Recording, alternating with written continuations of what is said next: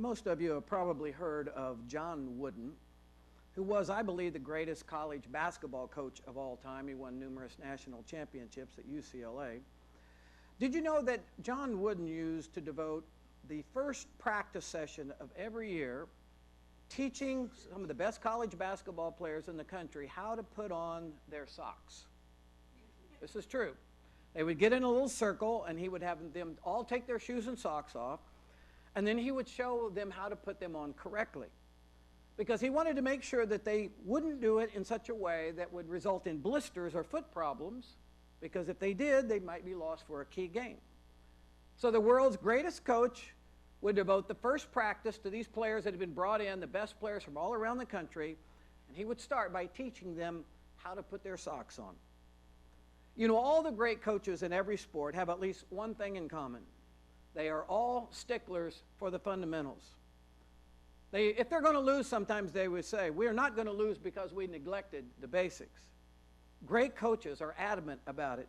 We must master the basics. They say it again and again. Well, today we're going to look together at what the Bible has to say about what might be called relational fundamentals. Those factors that are essential to building and maintaining successful relationships. A recent Gallup poll indicated that 92% of the 1,000 adults surveyed placed healthy and happy relationships as the #1 need and priority in their lives. Interestingly, in another study, men were asked to rank themselves on the ability to get along with others. And guess what? All subjects, 100% of men, put themselves in the top half of the population in getting along with others. 60% rated themselves in the top 10%, and a full 25% of men, ever so humbly, thought they were in the top 1% of the population in terms of interacting with others.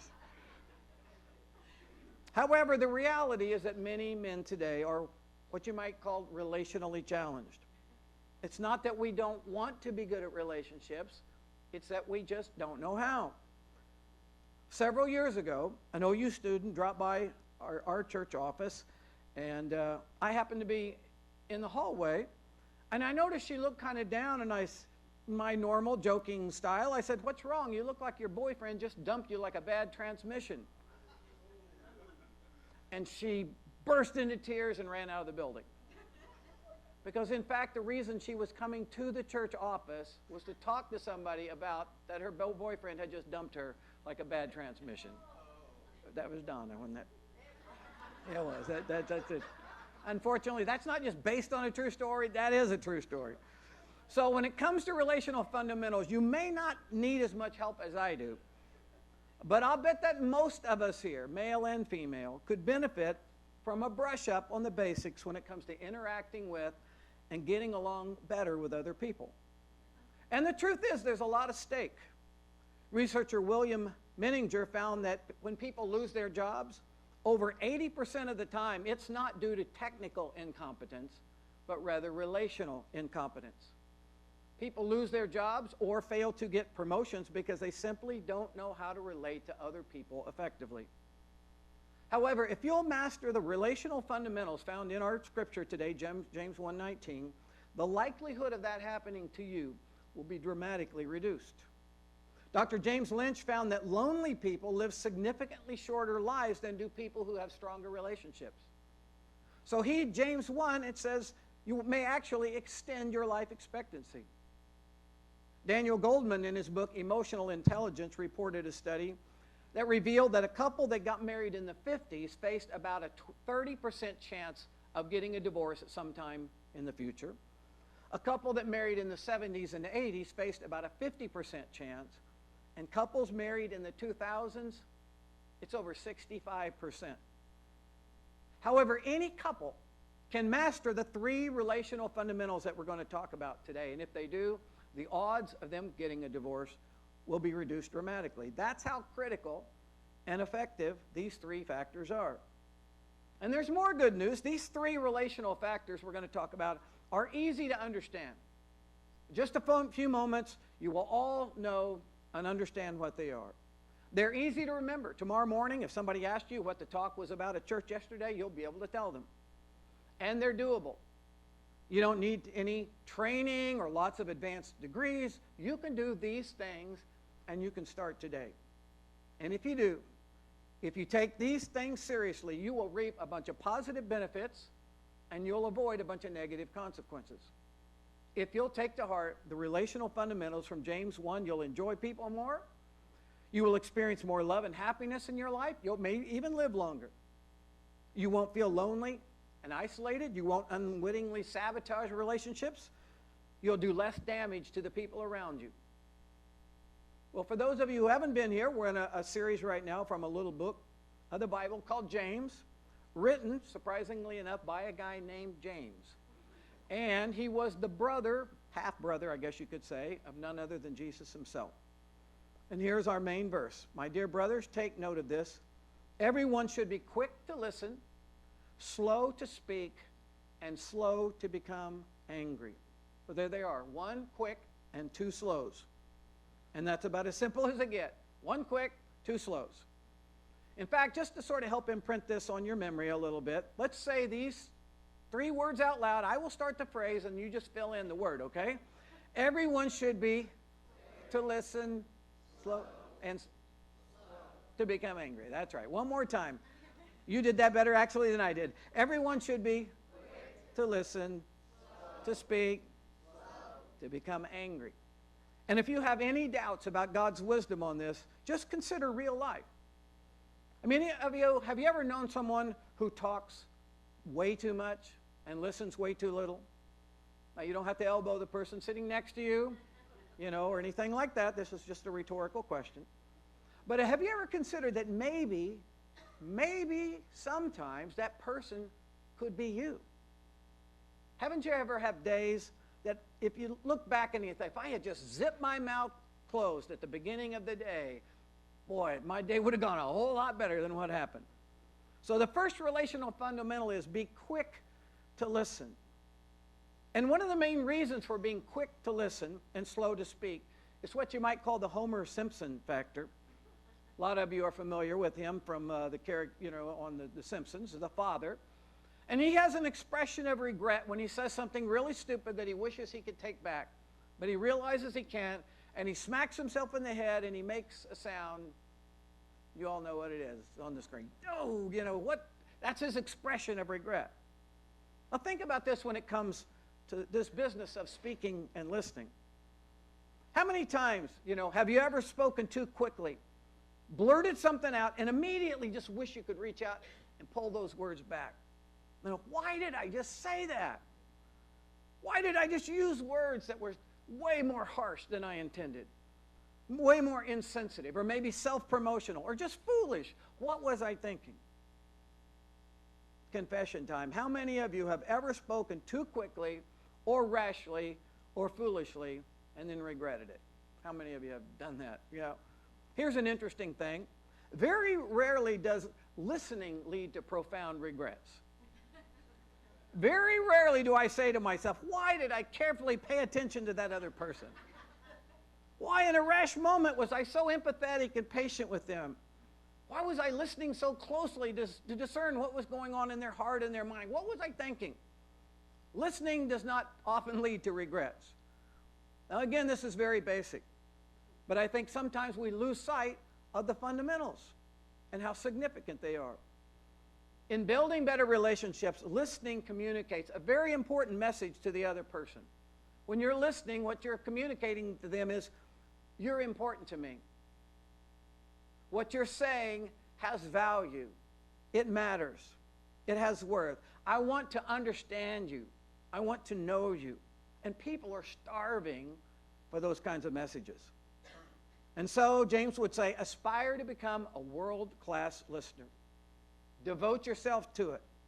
Get good at it. Now, when you think about it, there's not much attention given to training people to be good listeners. My wife Janet teaches at OU classes on how to speak in public. But how often do you hear of courses on how to listen? But here's a little secret. For the most part, people today are not looking for world-class talkers as friends. They're looking for world-class listeners for friends. How do you become one? I have a few suggestions. First thing, skilled people look at the person that they're listening to. They focus in. When you talk to someone who's not a skilled listener, they tend to stare off in space or check their phone all the time or look around the room for someone else to talk to or whatever's next. You know, Jesus was a great listener. Several times in the Bible it talks about when he would be up close to people. I mean, eye to eye, heart to heart, right there with them. How do you do on this one? When was the last time you really looked at your child or a friend or your spouse just full in the face and you could see through their eyes, you know, what was going on in their hearts? You could see, you know, the joy or the sadness. When was the last time you really looked at someone and listened with your heart? Another thing skilled listeners do is they ask questions. Jesus did this over and over. Someone would say something and he would respond to them, acknowledging that he was listening. Like, what does the law say, Jesus would say, or what were you arguing about, or what do you hope that I can do for you? He would wait, listen, and then respond. Now, if I had anywhere near the kind of wisdom that Jesus had, I would want to go around spouting that off all day to show other people how smart I was. And just say, hey, just shut up, listen to me. I'm the Son of God, it'd be better if you listened to me, really. But he didn't do that. He was genuinely interested in people's lives and what they thought and how they felt. And people flocked around him because he paid attention to them. His listening demonstrated that they mattered to him. And you can do this. You can look at people and you can ask them questions. Now, if it's a casual acquaintance, you ask casual questions. Well, tell me about your work. What do you do in your free time? Deeper questions for deeper relationships. And maybe there's someone in your life and you feel they're kind of troubled. It's like, what's going on beneath the veneer of your life? Is there something going on? And then really listen to what they have to say. And last, I'll tell you something else about world-class listeners. They never betray a confidence. When someone tells you something, shares a secret, or is vulnerable, they tell you something in confidence. You treat that as a sacred trust. So first, James 1, verse 19 says, be quick to listen. We would all do well to work at that, to become, good at that. Realize that listening is an act of love and humility. Listening is saying, okay, for a while I'm going to put my own agenda, my own thoughts and opinions on the shelf, and I'm going to give you my undivided attention. I'm going to look or listen with the hope to understand. Who do you need to be a better listener to, maybe? Maybe your spouse, maybe your children, maybe an aging parent, maybe a friend. Well, second relational fundamental, James says, is be slow to speak. What's at the heart of this is don't talk too much. Don't talk without thinking. Don't talk rashly. Now, one of the difficulties here is that those of us who talk too much tend not to be aware of it. So I want to offer you a little help, a little diagnostic tool, signs that you might be speaking too much. Okay, this is self-assessment. You can do this. Now, this is very basic, but the signs that you might be a person who speaks too much is, for instance, number one, your listener's eyes have glazed over to a dull, vacant, focusless stare. When you see that's happening to the person that you're talking to, they look like they're completely out of it, maybe you're talking too much. Second, when you find yourself having to physically restrain people to prevent them from walking away from you as you're talking, that would be a hint. And third, you're talking right now. See, that would be a dead giveaway that you talk in excess if you're talking right now. And maybe you need to sort of assess yourself on this. Perhaps you could even ask a few trusted people, if you're willing to really go out on a limb, and say, hey, honestly, do I sometimes have a problem with talking too much? And if you're really open with them, they'll probably tell you. Now, since we're dealing with real basics today, here are a few ways to ensure that you don't hurt the number or the quality of your relationships too much by talking too much. First thing is, when you hear yourself going on and on and on, just stop. Just sometimes stop. Let there be a moment of silence. Ask yourself, when was the last time in this conversation I heard a voice other than my own? The person that you're with will be so grateful to have a chance to say something. Now, what is behind this incessant habit? It is a habit. What's behind it? Well, maybe it's fear or insecurity. Some people, when they're anxious, they just talk. Or maybe they're lonely. And the more lonely they feel, the more they talk, usually about themselves. And the more they talk, the more it drives people away. Some of us need to see like a big stop sign in our minds to remind us to just stop talking so much. Just stop. And the first key to, as James puts it, being slow to speak is to learn to see that stop light sign in our mind. The second one, practice not interrupting. And this is real basic again, but when the other person is talking, don't speak. See, you wait till they're done. Some of you are in relationships, perhaps marriages with someone who has not had the pleasure of finishing a sentence in years. So just practice not interrupting. Well, the last piece of relational wisdom we find in James 1:19 is be slow to become angry. In other words, have a long fuse. Now, some of you on the 4th of July, you probably lit up some fireworks stuff, right? You know what it's like when it has a real short fuse. It's like light, boom, right? What you want is a real long fuse. So you light it, and then you have time to think about it, and then sometimes you go, I don't really want to blow that one off right here in that person's face, and you just like pull it out and throw it away, right? If it's long, you have the chance to stop yourself. If your fuse is real short, you don't. Now, there's a sequence to these 3 instructions, and that is if you observe the first 2, if you're quick to listen, slow to speak, you're likely to come out all right on number 3. But the fact is that some of us here probably have a problem with getting very easily angered. We have a very short fuse, and it does do damage to relationships with people that matter to us. Now, I don't know about your situation growing up, because we learn a lot of this subconsciously before we're even aware of anything. But in my household, there wasn't a lot of yelling, arguing, or outbursts of anger. Now, I had 5 brothers and sisters in addition to me. There was some yelling occasionally because they mistreated me so much. I had to call for help.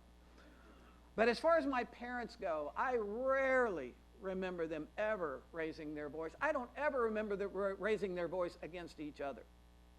Now, that was my situation. Others of you grew up in very, very different situations, and so it may just be your instinctual reaction, you know, to just go from 0 to 100. You know, one situation that tends to wear people a little thin is on the family vacation. Because as a parent, I understand it now. You envision being this wonderful experience, fun, bonding as a family. You think in the minds of your children, in the back seat, they'd be thinking, how nice this is and generous of Mom and Dad to take us on this wonderful vacation. So I'm going to be extra compliant in light of their generosity. I will be careful not to fight with my siblings, complain about anything, or spill chocolate milkshake on the new carpet in the car. That's not how it works in the mind of a child, is it? Before even leaving town, there's fighting over who gets to sit by the window and who gets to pick the movie and who hit who, and, you know, I'm telling on you. And tensions begin to build in the front seat as this goes on in the back seat. Dad pretty soon is about ready to blow a gasket. I understand this now. And it's tough enough. You have to be the person to pack the car, of course, to get it right. You got to pack the car. And you get everyone in, and all this bickering just drives you crazy. We had one time we were leaving, we were pulling out of the garage, still in our driveway, and Megan goes, "How much further?" That's the truth. And after hundreds of miles of arguments and taunts and tattling and unscheduled bathroom breaks, the dad starts to lose control. And he starts doing that blind spanking thing. We've all been on one end or the other of that, where he just, one of you guys, you know, and he's just swinging back there. And Dad, then he goes into just tune out everything. or he's got the steering wheel gripped, right, and his face is kind of twitching a little bit. Well, here's a true story about a family that went 2 whole days driving, and the father had put up with the constant whining and complaining and fighting of his 2 young sons in the back seat. Finally, he had enough. Pulled the car over, pulled the kids out of the car. Judgment Day had arrived. After spanking them both, he shoved them back in the car and took off, and he said, if I hear a peep from either of you for the next 30 minutes, I'll give you more of what you just got. And so the boys got the message. They remained mute for the next 30 minutes, after which the older kid said, is it okay if I talk now? The dad says, what do you need to say? And the kid said, well, when we spanked us back there, I lost one of my shoes. You see, when you let anger fly, you just leave shoes on the side of the road. If you ever see a shoe on the side of the road, that's probably what happened. But as you all know, sometimes we just let it fly, and we wound hearts that we really don't want to wound. And as much as you wish we could, we wanted to unsay those words. But that's what's devastating about angry, harsh words. You can't unsay them. You can't erase them from the memory bank or the heart of the person you just said them to. So some of us need to resolve today, I am going to really work on becoming slow to anger. Slow to speak, especially when I am angry. I don't want to just let it fly anymore. I really want to ask God to help me with that thing. And some of us may need to go to someone in our family, maybe someone at work, and say, you know, I have a tendency to do this, and I'm sorry, and I'm working on it, and I don't want to be that way anymore. And I'm sorry for the times I've hurt you. But you know, life is short, and people are too precious to go through life doing relational damage simply because we've never learned to become slow to anger, like James 1:19 says. Well, those are the fundamentals, the relational equivalent of how to put on your socks. And it is simple. Be quick to listen, slow to speak, and slow to become angry. The question is, will you work on it? Will you retain this? Will you think about it and pray about it this week? You can become a world-class listener. Look at people. You know, draw them out with questions. Be genuinely concerned and interested in what they say. And then bring out that stop sign in your mind every now and then to say, just stop. Slow down. Be slow to speak. Will you do that? You're slow to speak right now. Will you do that? Like, a yes is the answer right now. You know, keep an eye on it. And be really careful of speaking words in anger.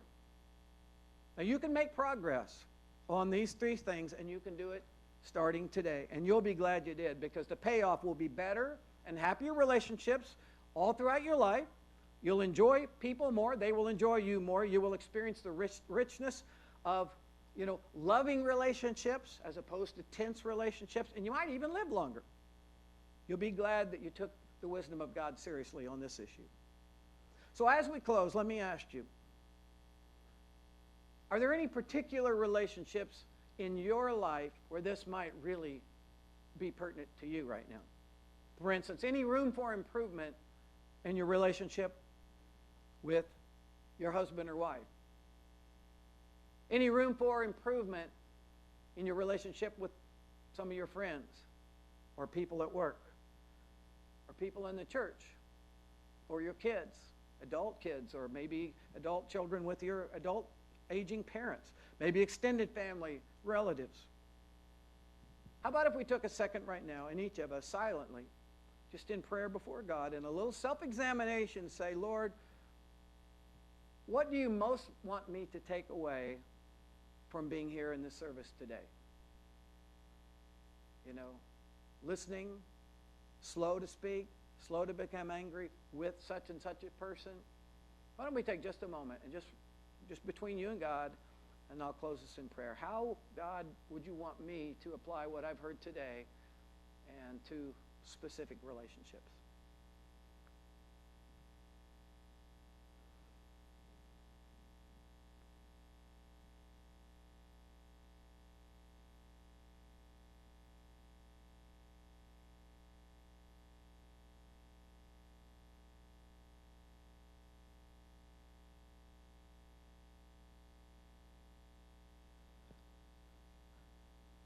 Lord, I don't imagine in the heart of any person here that we want to continue to talk too much or to say too many negative things or to be too critical or to speak in anger. None of us wants to do those things. Lord, we just are in bad habits. We slip into those patterns and we don't think about it.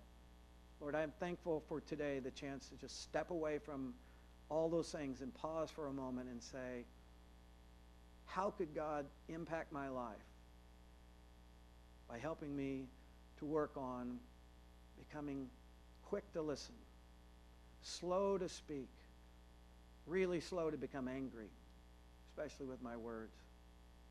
God, I pray that some relationships will be improved, maybe saved or turned around, and that all of us will become more and more like Jesus was when he was here and how he interacted and treated people. Or that's our ultimate goal, is to be more like him. We pray that what we've heard today, your wisdom on relational fundamentals, could help us to move closer and closer in the direction of being more like he was. Pray that in Jesus' name. Amen. All right, everybody. Glad you're here today. We're glad you were here today. We'll see you next time.